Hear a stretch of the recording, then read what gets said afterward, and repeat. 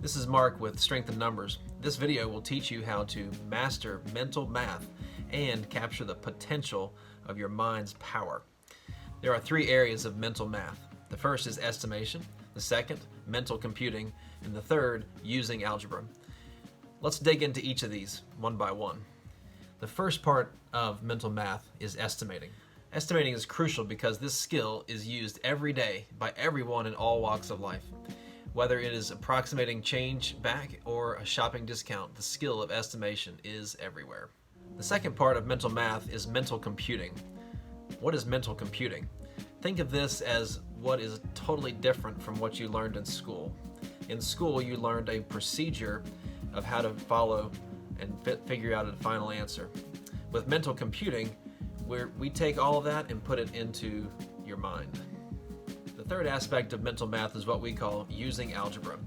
Now, the idea in algebra is that there is an unknown number or an unknown quantity. How does that apply to mental math? That's what we're going to teach you. We think that you're going to find that it is faster than actually getting your calculator out. As a high school teacher, I can definitely attest that mental computation and estimating and using algebra, all these aspects of mental math are truly crucial to success. Let's dig into some examples. Let's take the example 57 plus 19. Maybe pause the video and get a piece of paper and write that down. Okay, 57 plus 19. If I asked you that and asked for an answer on the spot, quickly, would you be able to do it without using that pencil and paper or without having to go and say 7 plus 9 and then carry the 1 in your head? 57 plus 19. Now, if you don't know that off the top of your head, let's think about this. If we use estimation, we could say that 57 is close to 60 and 19 is close to 20. So if we add up 60 plus 20, then we should get an answer that's pretty close to 80. Now you might be thinking, is it exactly 80? Is it more than 80 or less than 80? Well, let's go back. We had 57 and we rounded that up to 60. We had 19 and we rounded that up to 20.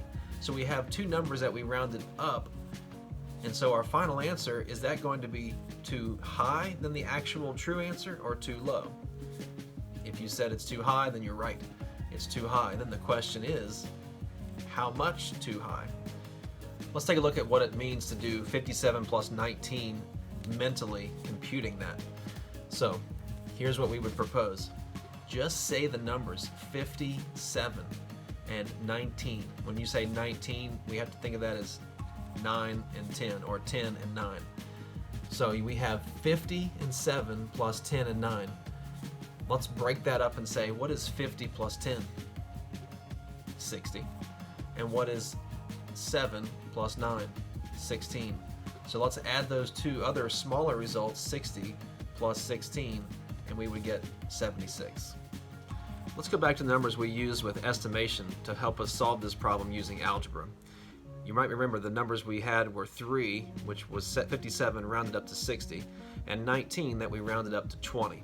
The 3 and the 1, if you add together, gives you 4, and that was the 4 that we were over the true answer. So we had gotten 80, but that was 4 too much than what the true answer was, so let's subtract 4 to get 76. Let's look at a second example, 38 plus 14. 38 is close to 40, and 14 is fairly close to 10.